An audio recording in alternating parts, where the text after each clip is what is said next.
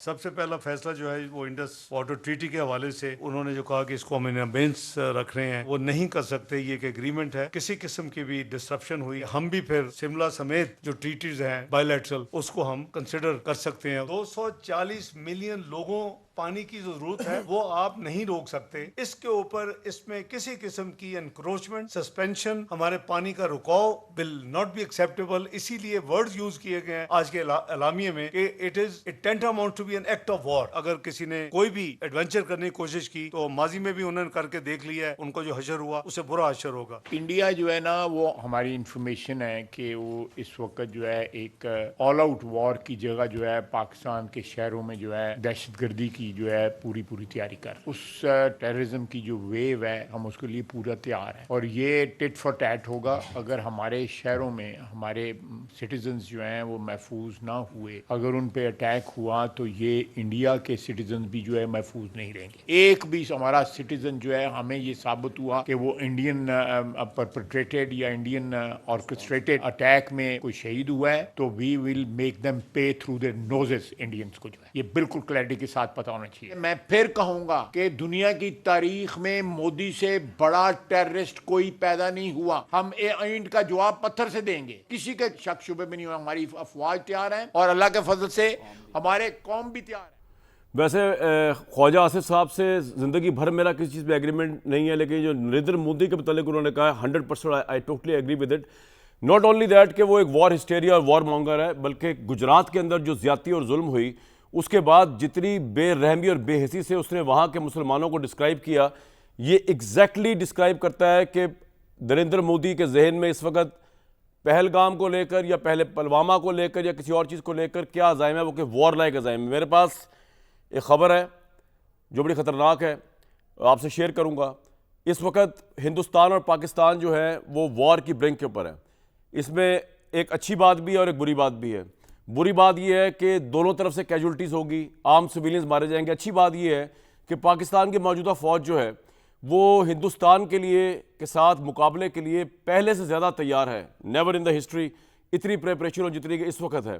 तो वो अगर हिंदुस्तान ने शौक पूरा करना है तो बिल्कुल कर ले, क्योंकि मेरे पास जो इस वक्त खबर आपसे मैं शेयर करता हूँ बड़ी बड़ी ख़तरनाक खबर है और वो पानी के हवाले से है कि हिंदुस्तान ने जो इंडियन ये जो कह रहा है इंडस बेसिन ट्रीटी की वायलेशन जो वो कर नहीं सकता under the Vienna clause, under the international जो हमारी अंडरस्टैंडिंग है जिसमें वर्ल्ड बैंक गारंटियर है।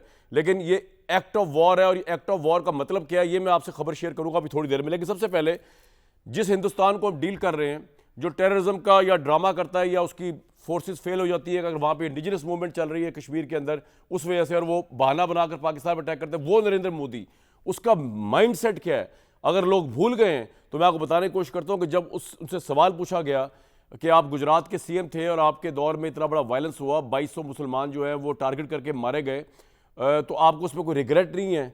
उन्होंने जिस तरह डेरोगेट किया है मुसलमानों को, इससे आपको अंदाजा होगा कि जब वो पाकिस्तान को डील करता है नरेंद्र मोदी जो कि एक मुस्लिम कंट्री है, उसका ऑब्सेशन, उसकी डेस्परेशन, उसकी फ्रस्ट्रेशन जो होती है वो होती क्या है, which is entirely based on war, which is entirely based on conflict. वो चाहता ही नहीं इस खत्ते के अंदर जो है वो स्टेबिलिटी और पीस है। पूरी दुनिया भी मिलकर चाहे, वो ये एक बंदा नहीं चाहता क्योंकि इसको कोई जहनी प्रॉब्लम है, और जहनी प्रॉब्लम में हवा में आवाज़ नहीं उठा रहा। ये बंदा कोई जहनी मरीज है जो इस तरह का जवाब दे सकता है इंसानियत के कत्लेआम के ऊपर जो जवाब इसने दिया। इसका सवाल पूछा गया बेसिकली आपकी अदालत के अंदर के जनाब अफसोस ने कहा भाई बात ये है, अफसोस क्या होना कि अगर एक कुत्ते का बच्चा अभी गाड़ी के नीचे आ जाए तो उसका भी अफसोस तो होता है। उसने मुसलमान वो गुजरात के जानवर के साथ कंपेयर करके इस तरह इंसानियत की धज्जियाँ उड़ाई, इससे इसका माइंड सेट आपको चलता है पता।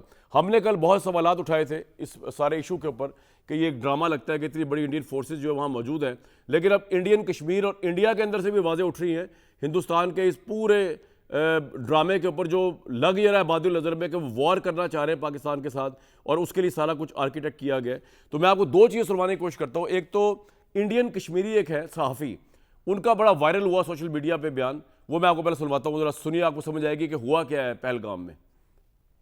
सियासत और वोटों के लिए नरेंद्र मोदी जो है वो किस हद तक अपने ही लोगों की जान ले सकता है, ये हिंदुस्तान के अंदर से आवाज़ें उठ रही हैं, हम नहीं कह रहे।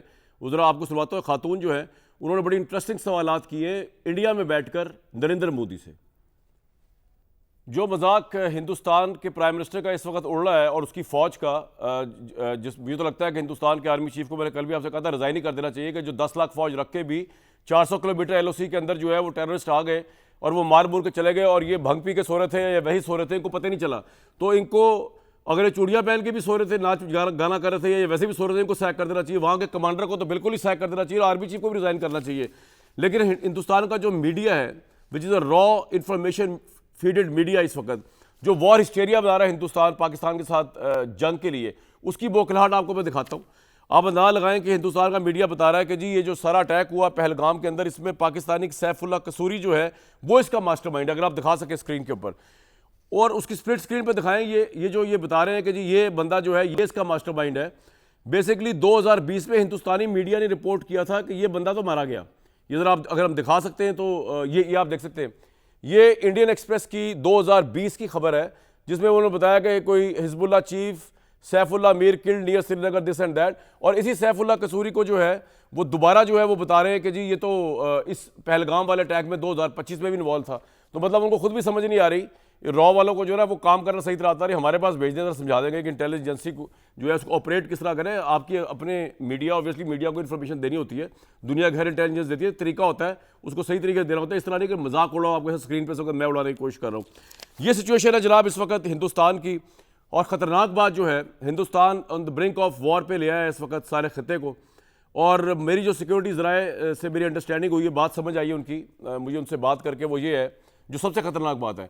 पाकिस्तान की आर्म फोर्सेस जो है ये समझती है कि एक्ट ऑफ वॉर जो हम कह रहे हैं, जो पाकिस्तान की आर्मी कह रही है कि पाकिस्तान का पानी रोकना एक्ट ऑफ वॉर है। जो आपको बता भी दूं कि इस वक्त आबी दहशतगर्दी के ज़िम्मे में चिनाब और झेलम का पानी जो है हिंदुस्तान ने रोक लिया है और ये वॉर को और करीब ले गए इंडिया और पाकिस्तान के।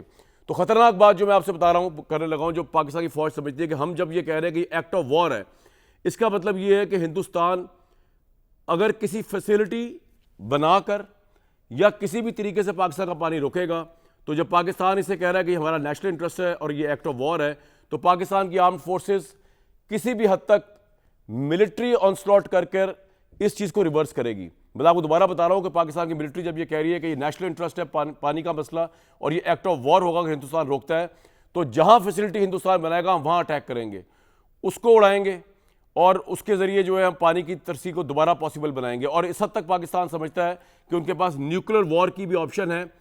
सिर्फ ऑल द वे वॉर की बात नहीं हो रही, ये फुल लेंथ की वॉर की बात भी नहीं हो रही, सिर्फ पानी अगर रोका तो ये एक्ट ऑफ वॉर है, पाकिस्तान की आर्म फोर्स समझती है। और पाकिस्तान की आर्म फोर्सेस की लीडरशिप समझती है कि हम किसी भी हद तक जा सकते हैं, मेरी अंडरस्टैंडिंग है, और न्यूक्लियर का ऑप्शन जो है वो भी पाकिस्तान के पास मौजूद है। तो ये बड़ी ख़तरनाक सिचुएशन है इंडिया पाकिस्तान के दरमियान।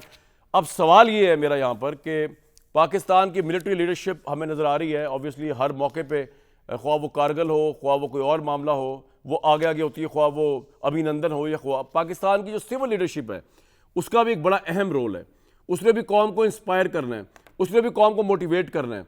अभी हमने जॉइंट सेशन नहीं देखा, वो वक्त की ज़रूरत है कि जिसमें देखिए कि हुकूमत और अपोजिशन, इमरान खान, शहबाज शरीफ, नवाज शरीफ, करप्शन, इनसे बालातर होकर एक तरीके से आवाज़ उसकी एको हो जो हिंदुस्तान तक जाए, पूरी दुनिया तक जाए। वो हमने देखा नहीं, उम्मीद है देख लेंगे, लेकिन हमने वो सिविल लीडरशिप भी देखनी है जो खड़ी होकर यहाँ पर बात करे, और जब वो बात करे तो पूरी पाकिस्तान की आवाम जो है वो इंस्पायर हो, मोटिवेट हो, और इन द केस ऑफ जो है वो जंग वो पाकिस्तान की गवर्नमेंट के साथ हो, पाकिस्तान की फौज के साथ हो।